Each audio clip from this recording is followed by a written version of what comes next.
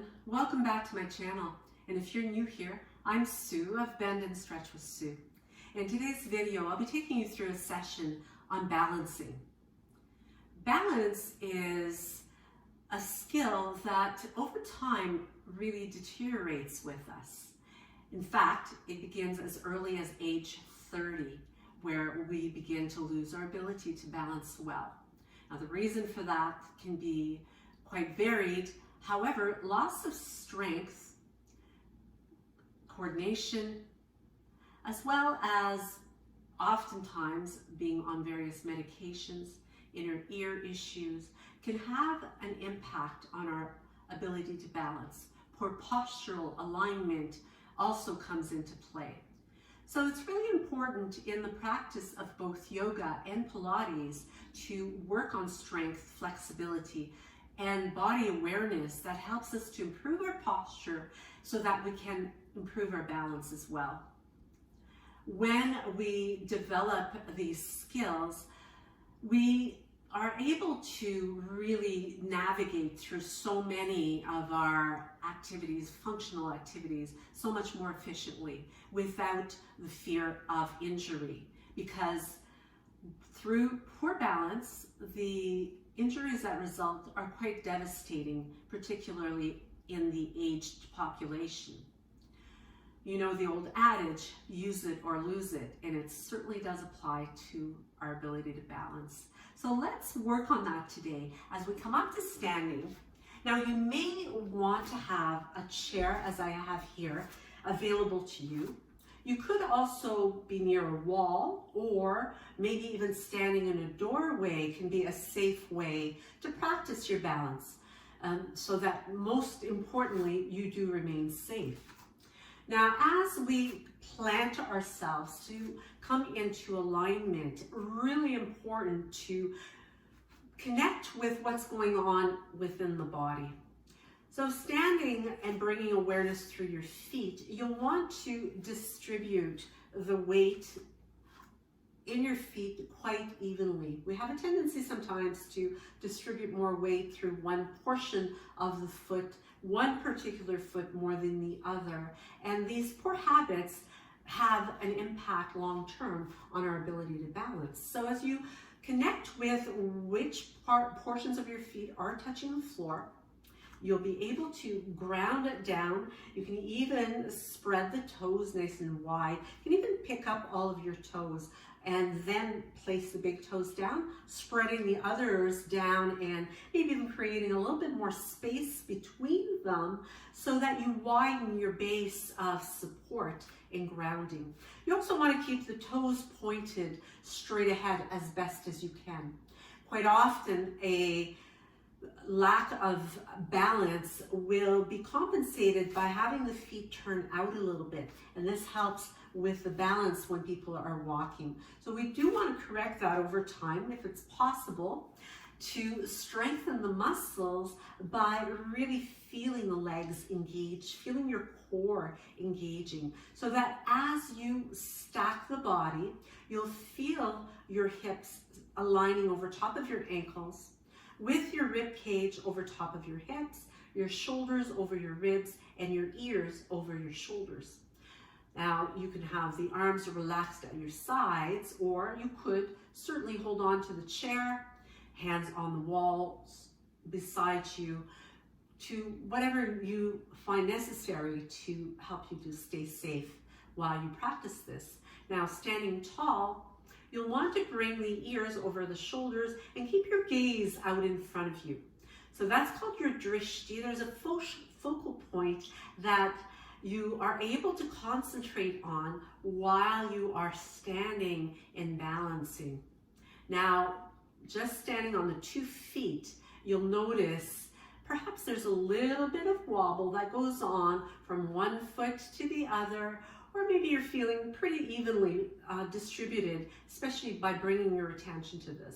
Now, the proprioception in the body, which is basically the signals that go from your feet, your legs, to your brain, traveling back and forth.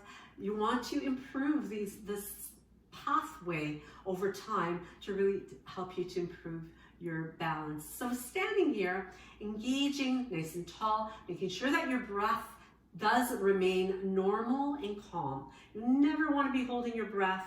You want to keep it as natural as you can to help you to relax into the exercise. Now, by transferring weight into your right foot, you can have the hand wherever you need to place it. You can have hands at your sides, hands on your hips, but coming up onto your big toe of your left foot, you'll right away start to feel the work going on as that right leg tries to compensate. The right foot tries to, and that's the proprioception I was talking about as those messages travel. Now, by keeping your core engaged and strong, making sure that you're not collapsing into that right leg and hip, see if perhaps you can pick up your left foot completely off the floor. Holding it here and just being very aware of the work that's going on the right side. Now, at any point, if you need to touch down and reset, come back up again. You can do it as many times as is necessary, but over time, it might be a good idea for you to time yourself and see just how long you can stay balancing on that one foot. So releasing and placing the foot back underneath the hip, bringing yourself back to that tall Tadasana, mountain pose. Take a moment to pause here as you reset. So you want to make sure, checking in with your alignment, make sure that you're nice and open through the chest. Certainly head forward posture, which many in our society, particularly with all our devices, suffer from, needs to be corrected with that proper alignment. Both Pilates and yoga are wonderful for helping you to reset your posture. So let's notice now how easy it is balancing on both feet before we set to come onto the opposite foot, balancing off this exercise.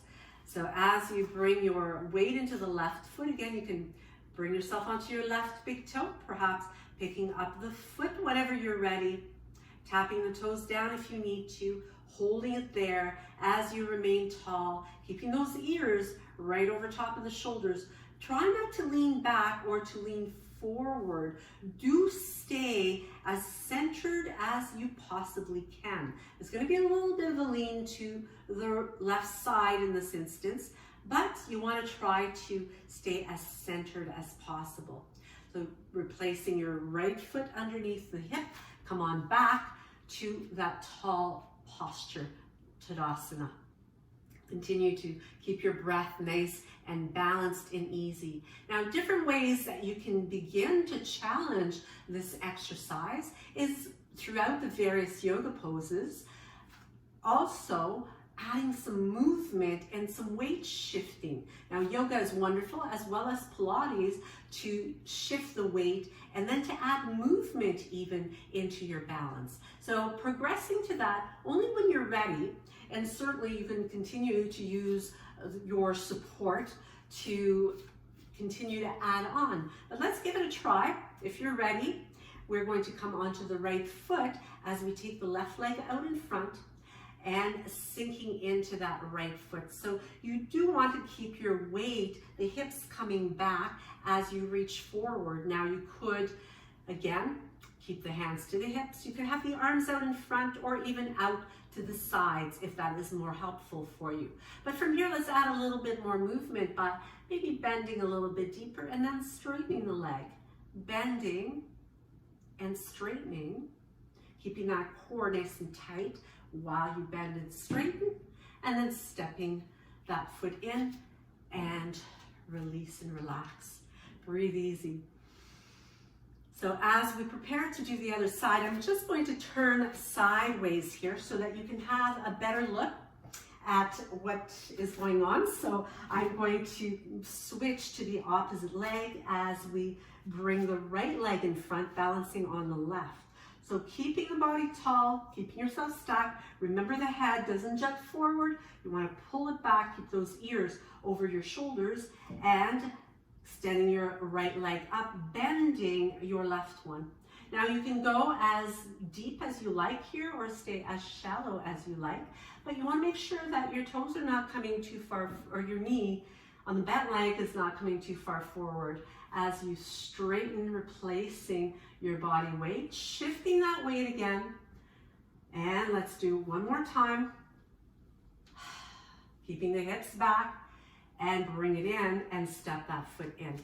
So that's one example of how you can begin to work on your balance, very similar to what would occur when you are sitting down to get into your car, when you are squatting down to pick something up, or even going upstairs. Now, a different way to shift the weight is to bring our torso forward and bring the leg back. Now, as we continue, now you could have both hands on the chair if you like, keeping the hips underneath the shoulders, and as you gradually step back with your left foot, you're going to take that leg back. You could keep the toes grounded as you get really, really light on those toes.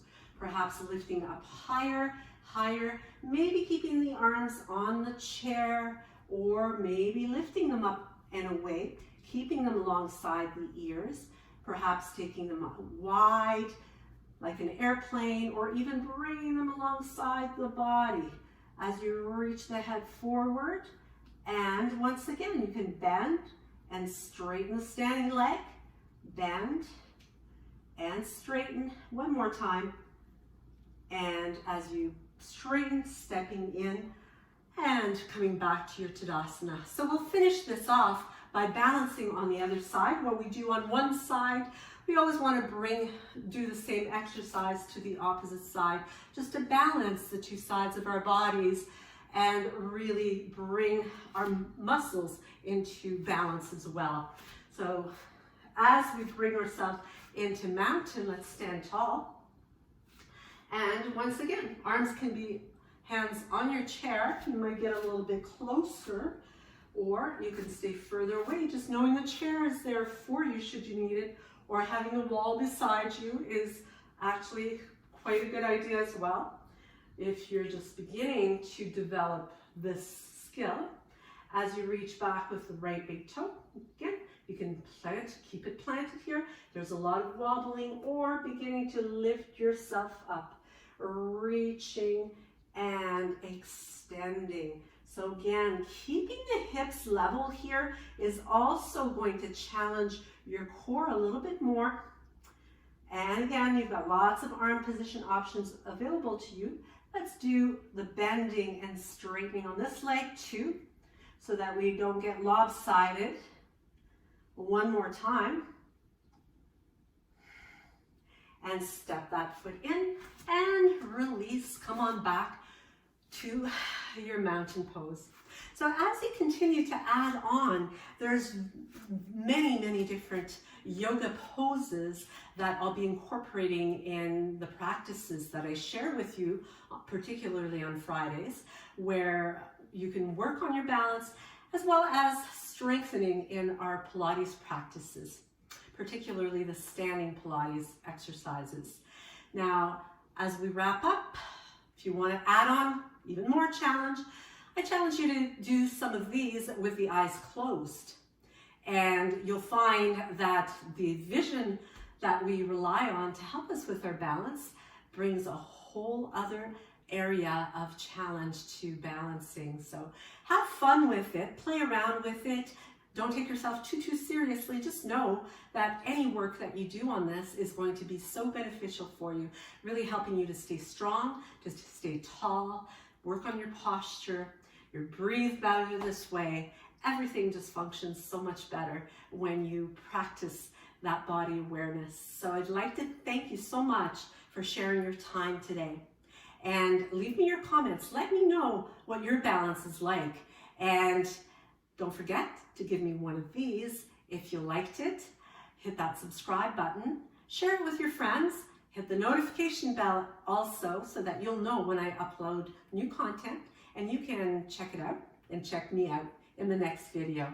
Namaste.